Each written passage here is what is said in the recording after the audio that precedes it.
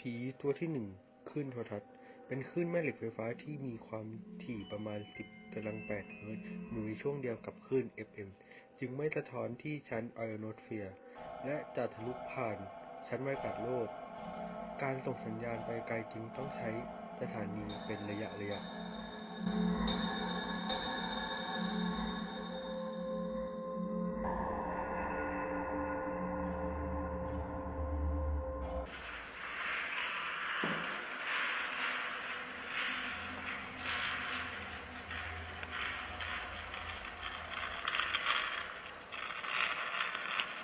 ผีตัวที่ 3 คลื่นวิทยุเป็นคลื่นแม่เหล็กไฟฟ้าที่มีความถี่อยู่ในช่วง 10 กำลัง 6 ถึง 10 กำลัง 9 เฮิรตซ์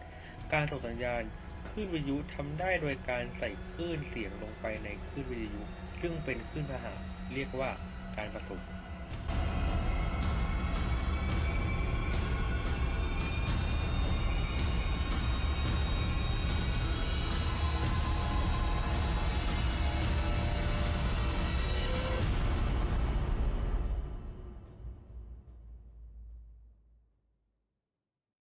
ผีตัวที่ 3 คลื่นไมโครเวฟ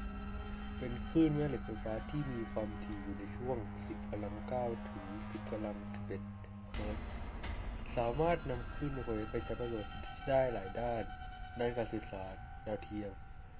และการใช้เตาไมโครเวฟในการปรุงสุกอาหาร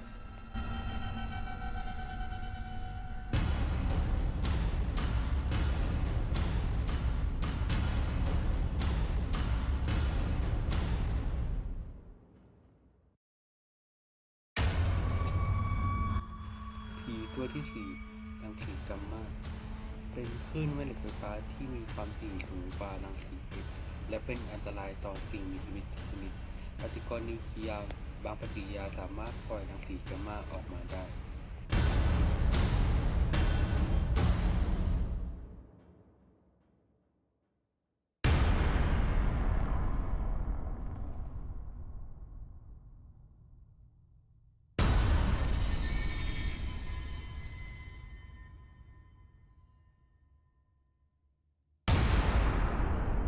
ผีตัวที่ 5 แสง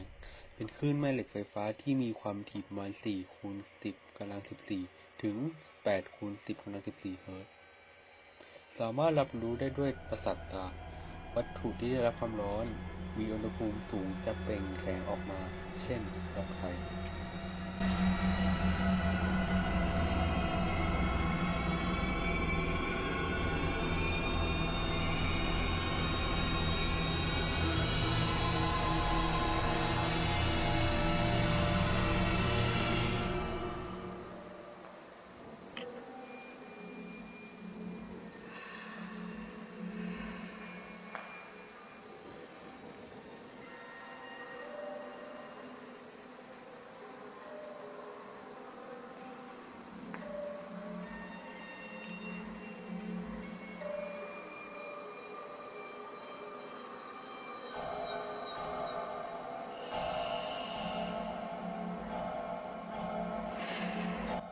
ผีตัวที่ 6 รังสีอินฟราเรดเป็นคลื่นแม่เหล็กไฟฟ้าที่มีความถี่อยู่ในช่วง 10 กำลัง 11 ถึง 10 กำลัง 14 เฮิรตซ์วัตถุความร้อนจะแผ่รังสีอินฟราเรดประสาทสัมผัสทางผิวหนังของมนุษย์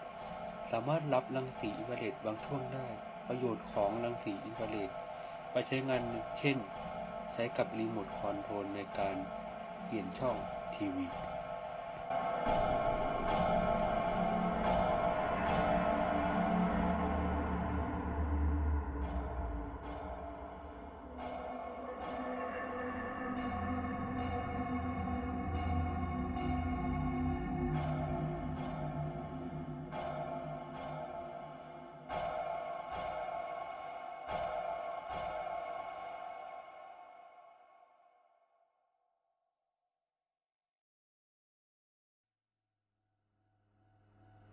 ผีตัวที่ 7 รังสีอุลตราไวโอเลต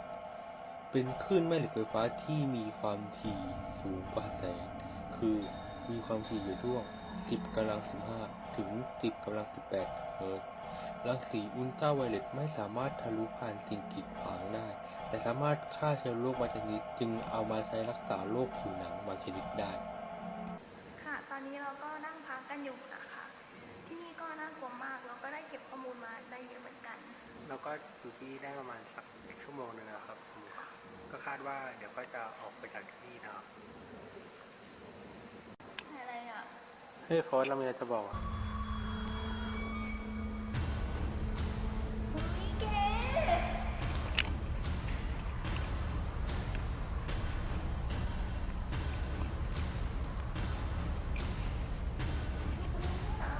ผีตัวที่ 8 เลเซอร์ เป็นคลื่นแม่เหล็กไฟฟ้าที่ได้จากกระบวนการปล่อยรังสีแบบเร่งเร้าและสัญญาณแสงถูกขยายเลเซอร์ ถูกนำมาใช้อย่างกว้างขวาง เช่น การอ่านบาร์โค้ดของสินค้า และการผ่าตัดทางการแพทย์